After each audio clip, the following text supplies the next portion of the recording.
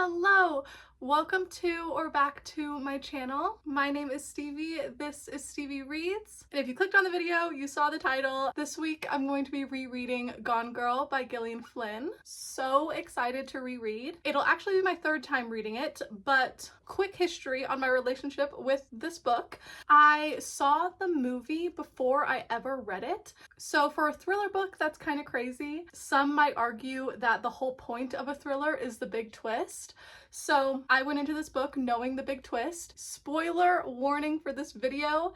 If you've never seen the movie or read the book and you're planning on doing either, click off now because I am going to go full spoilery, all of my in-depth thoughts on this book and everything. So I've given my warning, and the movie does follow really closely the story of the book. So if you like one, you're probably gonna like the other. But yeah, even going into this story, knowing the twist, having seen the movie, I still gave it a 5 stars. Gillian Flynn's writing in this is just unmatched. And I have read 2 other Gillian Flynn books as well, Sharp Objects and Dark Places. I gave both of these a 4 star. Still a really good time, but you know, just not the same level as Gone Girl for me. And then I recently hauled The Grown Up, which this is just like a really short story about ghosts, so I do want to pick this one up and I'm hopeful that I'll love. But the 2 times that I've read Gone Girl before, it was on audio, and obviously I love the audiobook. But I was in a thrift store one day, my favorite thrift store. It's in Sugar House in Utah. It's called Central Book Exchange, and it's amazing because you can bring used books, which I do all the time after I do an unhaul, and you get points for donating them, and then you can use those points toward books in their store. And I saw this hardcover edition on the shelves one day. It is basically pristine, but then I checked before I even left the store. It's a first edition, so this is one of my happiest thrift finds ever. It is a little bit dirty on just the hardcover. There's like some white paint going on. It doesn't feel gross though, so that's nice. But yeah, no markings on the pages, no dog ears. It is just in such good condition. And I do have to confess that I did start this last night. I couldn't start and intro the video because I looked terrible. My hair was a ball of grease and I was just not in the mood to start the video yesterday. But I just wanted to set up my annotation key and everything. And I'm only up to page 24, but I'm going to change the view and kind of have the camera face down on my desk and just show you my annotation and what I've read so far of it. Okay, I can't fully see because I'm not tall enough, so I'm just gonna do a flip through. Hopefully it is picking up. I got this sticker off of Redbubble. It just says written by a woman, so I put that sticker over her other 2 books, and then I put that I listened to the audiobook twice. First time was in October 2019, and then second time was July 2023, and then just rereading in 2025. And I chose 5 colors. So light purple is moments and quotes I love, darker purple is gender commentary, orange is funny, pink is girl boss genius. If you know, you know. I definitely need a pink tab. And then blue is heartbreaking. Oh, how gorgeous. Got the little first edition, I just had to highlight that. And then she dedicates this book to her husband and her son. So cute. To Brett, light of my life, senior, and Flynn, light of my life, junior. The quote at the beginning is also so beautiful. Love is the world's infinite mutability. Lies, hatred, murder even are all knit up in it. It is the inevitable blossoming of its opposites. A magnificent rose smelling faintly of blood. Part 1, boy loses girl. And then chapter 1, we're starting in Nick's perspective, the day of, and then the iconic first line, when I think of my wife, I always think of her head. That's the same first line in the movie as well, so very easily recognizable. This whole first 2 paragraphs I adored. I'm not going to read it all out loud, but if you want to pause and read it, go for it. And then as you can see, I'm only 24 pages in, but I have used 4 tabs already. So the first tab I did gender commentary because he was talking about why they moved to Mississippi, and he was talking about compromises, and he said, I suppose it's not a compromise if only one of you considers it such, but that was what our compromises tended to look like. One of us was always angry, Amy usually. So just felt like that was a very man thing to say. And then I did a funny tab when the next page he sees that she is making breakfast and he is hanging out outside of the kitchen trying to decide whether he is ready to join his wife. LOL. And then we got to the first chapter of Amy's diary. So just like in the movie, we jump back to 2005. We see the beginning of their relationship. She's talking about being a writer and says that she's using this journal to get better, to hone her skills, to collect details and observations, to show, don't tell, and all that other writery crap. And I just put and did a girl boss genius because everybody knows why she started this diary, and that is not the reason that she started it. And yeah, that chapter was whatever. Then we're back in Nick's perspective. And I should have had an ew tab because I keep just underlining stuff that he says and put ew, but I already have 5, so it seems like a lot. He's talking about his twin Margot. He calls her Go. What can I say? She was just always cool. I put ugh. And then I did another gender commentary when Joe tells him that women are crazy. And he said, Go didn't consider herself part of the general category of women, a word she used derisively. Ew. Gross, gross, gross. This quote, I put, I already hate him. This quote, I didn't even underline it, but Go said a really nasty joke. And I was just like, ugh, I just threw up. And then, yeah, he gets a call from his neighbor Carl saying to go back home because his front door is open, and he goes back there. Last line of that chapter, Amy was gone. And then now I'm back in another Amy diary entry. So I honestly last night just wanted to set up my annotation key, but then I just read the first line, which made me read the first couple sentences, and I really couldn't stop. So yeah, read the first 3 chapters, but this book is just so addicting. But I also haven't even checked how long it is, so let's see.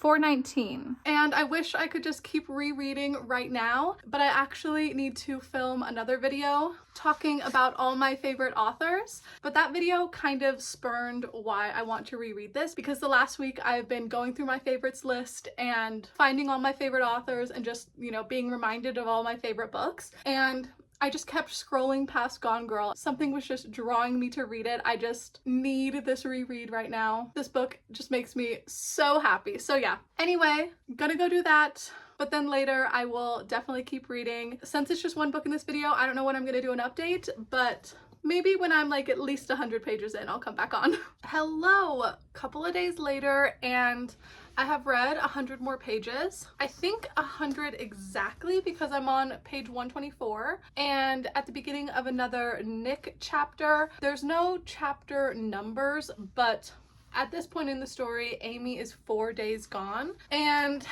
so much has frickin' happened. I have a ridiculous amount of tabs for only 124 pages. Last update was when he went back to the house and Amy was gone. His wife is missing. So Nick calls the police. Detectives come over, ask him a lot of questions. He goes to the station, has to call Amy's parents, and they fly in from New York. And it's officially been put in the news. Amy is missing. But then in Amy's diary entry, we're seeing the beginning of their relationship, them falling in love, and just the good times. The good times doesn't last very long for them, but her writing just makes it extra sugary sweet. But then the recession happens and they both lose their jobs within a couple months of each other. She made a joke like, couple layoffs, how romantic. And they're living in limbo for a while. Nick is turning to alcohol and pouting, and Amy is trying to stay positive. They do have the money from her trust fund because her parents set aside a lot of money for her from the children books that they were writing about her and her childhood. So Nick feels that she doesn't really deserve that money because it's a trust fund, but Amy's like, they did kind of plagiarize my childhood. So anyway, they both lose their jobs, but they're not facing like homelessness. They're just kind of like in this weird limbo, and it's when the resentment starts creeping in. It's no longer happy honeymoon vibes. And then Nick gets a call from his sister Go that their mom is sick, and she was already dealing with their dad's Alzheimer's situation. So now the fact that their mom has cancer, she just calls him like crying and she's overwhelmed. And it's kind of like, okay, now we finally have a purpose. Nothing is holding them to New York anymore. So they sell their little townhome or whatever they had and pick up their lives and move back to Nick's hometown in Missouri. And the way all of it happened, like, Nick didn't ask her to move home. He presented it to her like she was already going to disagree with it and was like, even you have to agree that we need to go back to Missouri. And so I put a heartbreaking tab because it honestly did make me sad. You know, Nick says we have to move back. And he said, we'll take a year, we'll do the right thing. We have no jobs, no money. There's nothing holding us here. Even you have to admit that. And she was like, even I have to, as if I'm already being resistant. I feel a burst of anger that I can't swallow. And in her mind, she's thinking, of course, that's what we have to do. And of course, if he had presented the problem to me like I wasn't his enemy, that's what I would have said. But he came out of the door already treating me like a problem that needed to be dealt with. I was the bitter voice that needed to be squelched. And then I put this next part in all pink highlights, and I even underlined the first line because she said, my husband is the most loyal man on the planet until he's not. And I was like, I mean, she's not wrong. Because obviously we're finding out pretty soon in the story that he has been cheating for a while with one of his students. But she says, I've seen his eyes literally turn a shade darker when he's felt betrayed by a friend, even a dear longtime friend, and then the friend is never mentioned again. He looked at me then like I was an object to be jettisoned if necessary. It actually chilled me, that look. And so Amy's diary is just planting the seeds that Nick has a darker side that he doesn't show the world, and the way that she is intertwining that, like, even the very end of the chapter, I did a girl boss genius tab because she said, he promised to take care of me and yet I feel afraid. I feel like something is going wrong, very wrong, and that it will get even worse. I don't feel like Nick's wife. I don't feel like a person at all. I am something to be loaded and unloaded like a sofa or a cuckoo clock. I am something to be tossed into a junkyard, thrown into the river if necessary. I don't feel real anymore. I feel like I could disappear. And then she does disappear. But yeah, Nick's perspective, he is just kind of reeling from the loss of his wife, but he's doing everything the detectives are asking of him, answering all the questions, going on like the searches when they go to the woods to look for her and everything. So he's doing what's asked of him, but he's also made the comment a couple of times that his life feels like a movie, especially when he's in like the interrogation room with the cops. He's just like, I have seen this movie before and I'm trying to remember my lines. Like, what does the husband say when his wife goes mysteriously missing? And even though he knows that he didn't kill his wife, he's still trying to think, like, what does the not guilty husband say in this scenario? So it's so interesting. And when he was in New York, he was a writer, just like a pop culture writer, talking about movies and books and TV shows. So he's consumed a lot of media, and every little thing that is happening, he's just like, this is right out of a book. This is not my real life. I don't know who this character is, but I just want it to stop. And she went missing on their anniversary as well. And every anniversary, she always does a treasure hunt with clues all around the city of things that they did over the last year.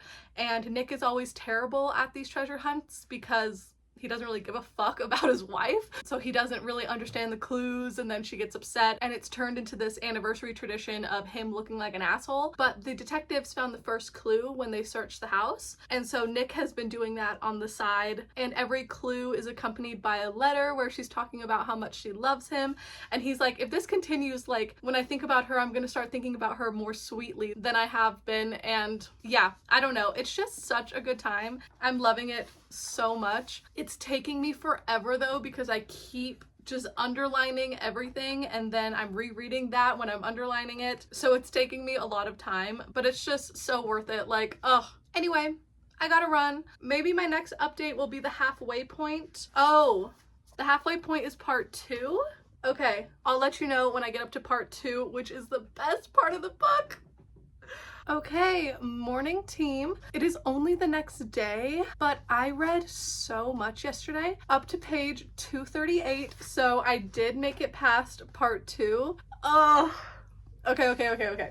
So Nick's conversations with the cops are getting more accusatory. In the beginning, he was very willing to give a lot of information, and he knows that he's innocent, so he's just telling them everything. But he has a conversation where he can see that they are looking at him as a suspect, and he gets the final clue for the treasure hunt, but he can't figure it out. But then they do the press conference, and Amy's best friend, well, I'll put best friend in quotation marks, the neighbor who has triplets that Amy has been going to for the last couple of months while she's been creating her plan. I can't even remember her name because she's so not an important character, but she comes forward at the press conference, and in front of all of the police and press and Nick and everybody, she screams in Nick's face that Amy was pregnant and that he killed his pregnant wife because he didn't want a baby. So now the police are looking into that, and they find out Amy went to the hospital, she is pregnant. So Nick finally gets a brain cell, and he decides to lawyer up. He goes to Tanner Bolt, who is known for being a lawyer for very rich men who either beat or kill their wives, and he always wins the case. And I totally skipped the part that Go finds out that Nick has been cheating, and also you as the reader find out that Nick has been cheating. When Andy shows up at Go's house, he admits to us. Like, I love how this book breaks the fourth wall and he's talking right to the reader, because he's like, I have a mistress. Now is the part where I tell you I have a mistress and you stop liking me, if you liked me to begin with. I have a pretty young, very young mistress, and her name is Andy. I know, it's bad. And I just put, nope, never liked you to begin with, Nicky boy. But yes, he has a mistress, of course, because he was teaching part-time at like the local college and immediately took advantage of the situation. And I love how he put it, because he's worked in the media, he always thinks about the headlines if this were to come out. And he's like, Nick Dunn, a one-time magazine writer, still pride wounded from a 2010 layoff, agreed to teach a journalism class for North Carthage Junior College. The older married man promptly exploited his position by launching a torrid fuckfest of an affair with one of his impressionable young students. And that's 100% what happened, but he's still playing the victim, which is what's crazy. But then Go finds out because, of course, Andy has a little sleepover in Go's living room, and before she sneaks out in the morning, Go sees her. And the very first question she asked was, how old is she? And Nick was like, that's where you want to start? Hate him so much. She said, do you realize how fucked you are? Fucked and dumb. I put exclamation points. This is the only time I ever like Go. The entire rest of the book, I think she's terrible. But this one quote, love her. She's like, do you love her? All of that. He's like, I think I do. I really think I love her. She said, you do realize that if you actually dated her, saw her on a regular basis, lived with her, that she would find some fault with you, right? That she would find some things about you that drove her crazy, that she'd make demands of you that you wouldn't like, that she'd get angry at you. Thank you, Go. Because yeah, he completely doesn't understand that. Nick really just hates women. He just fucking hates women, and it's so clear in everything that he does. So yeah, we find out about the affair. That's big drama, but we're still getting Amy's diary entries, and she is talking about how she told Nick she wants a baby and he doesn't want one. And then yeah, after that is when the cops talk to him. He looks more guilty than before, and he lawyers up. And when he goes to the lawyer, he demands all of the truth from him, and Nick admits, like, I cheated on Amy. I've been cheating on Amy for over a year now. And Tanner Bolt says, you will need to cut off completely and forever all contact with Andy immediately. And he's like, I can't just cut it off like that. And he's like, Nick, I mean, come on, buddy. I really gotta say this. You cannot date around while your pregnant wife is missing. You will go to fucking prison. So finally somebody is telling him the truth, at least, and he was immediately okay with cutting it off with Andy. He was like, it was strange. Once Tanner swept Andy from the picture, once it became clear that she simply couldn't stay, how quickly I accepted it, how little I mourned her. On that single 2-hour flight, I transitioned from in love with Andy to not in love with Andy, like walking through a door.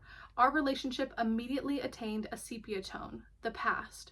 How odd that I ruined my marriage over that little girl with whom I had nothing in common except that we both like a good laugh and a cold beer after sex. So he is completely fine with ending it with Andy, and he keeps looking at this last clue that Amy gives him because he wants to finish this treasure hunt. And then at the very end of part 1, he reads the note again, he understands, he goes to Go's woodshed and opens the door. Then part 2, boy meets girl, and the iconic first line of part 2, no more Amy diary entry, we are in Amy's perspective the day of. And the very first line, I'm so much happier now that I'm dead. Okay, so this is when the book gets really good for me, which is crazy because of how much I've been enjoying it already. But the first half of the book, the only Amy that we are getting is either Nick's version of her or Diary Amy. And after one singular chapter of real Amy, we know that Diary Amy has just been a farce this whole time. And I love reading her actual chapters. And we are getting an insight into her plan. She has been planning her disappearance for about 1.5 years since she found out Nick has been cheating. We get the entire cool girl monologue because she admits that she changed her personality to be a cool girl that Nick would like.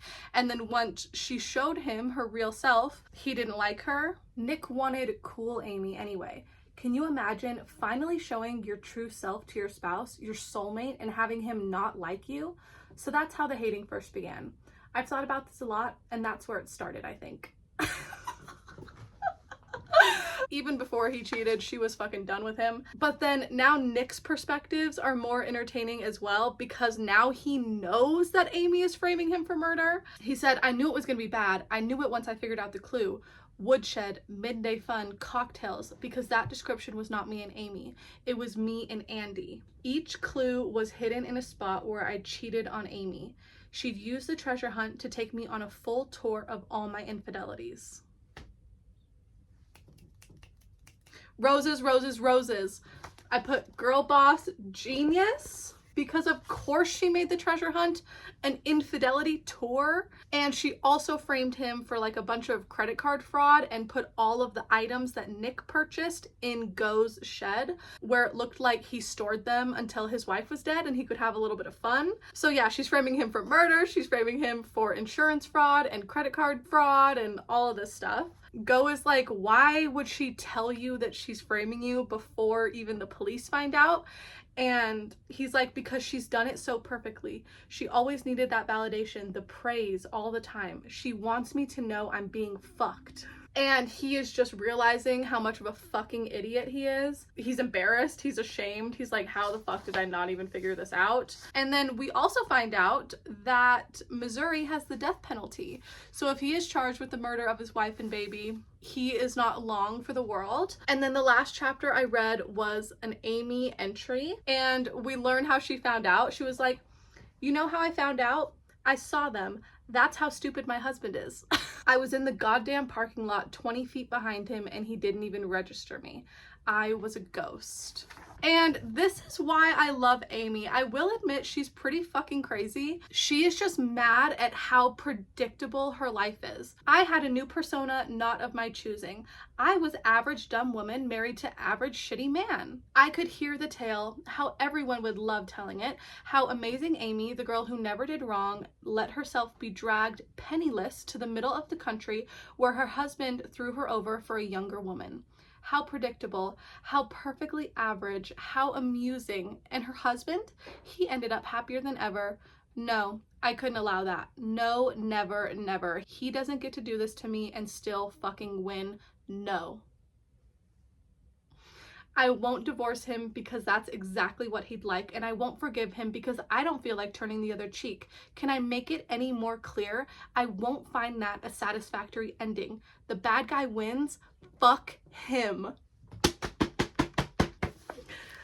The amount I'm highlighting is actually insane, but I am truly living my best fucking life. She admits that she went a little bit mad and that setting up your husband for your murder is a little bit drastic, but she doesn't care. And even over the years, she said that there was times where he was sweet that she felt bad for what she was planning. And I'd almost think I won't go through with this. And then I'd picture him with her in her stripper thong, letting him degrade her because she was pretending to be cool girl. And I'd think, I'm married to an imbecile. I'm married to a man who will always choose that. And when he gets bored with that dumb twat, he'll just find another girl who is pretending to be that girl, and he'll never have to do anything hard in his life. Resolve stiffened. Yeah. So I read over 100 pages yesterday because I was just into it. So I'm hoping I can do the same today. I don't even know if I told you, but it is Wednesday morning. And yeah, 2:38, it was like 420 pages or something. So a little less than 200. Hopefully it's just a couple more days, but wow. Okay, hello. It is Friday morning right now and I am this close to the weekend. But last night I finished Gone Girl.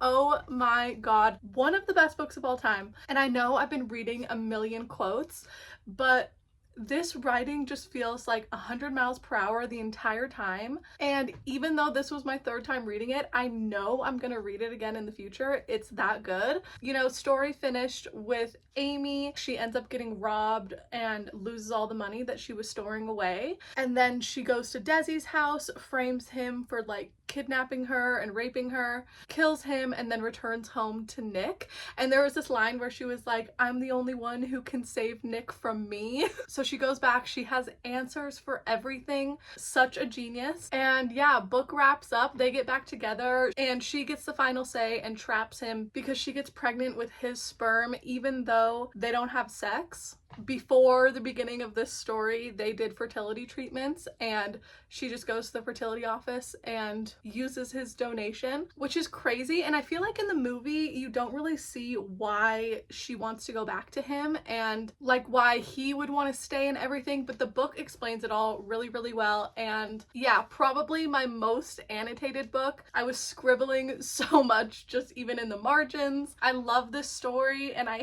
hate these characters. They are so selfish and petty and vengeful. I don't know how many different ways I can say it. I love this book. It is fucking amazing. And even if you've seen the movie and you're like, I know the twist, and you watch this and you're like, I get the whole gist of this book, you need to read this book. One of the best books of all time. The writing is actually crazy. Gillian Flynn used to be a journalist, so all of the conversations about media and everything, like, it's fucking brilliant. I had an amazing time, but I was just very in the mood to reread a favorite this week. That really did the trick. So thank you so much for watching. All my socials are linked down below like always, and I will see you in my next video very, very soon. Bye!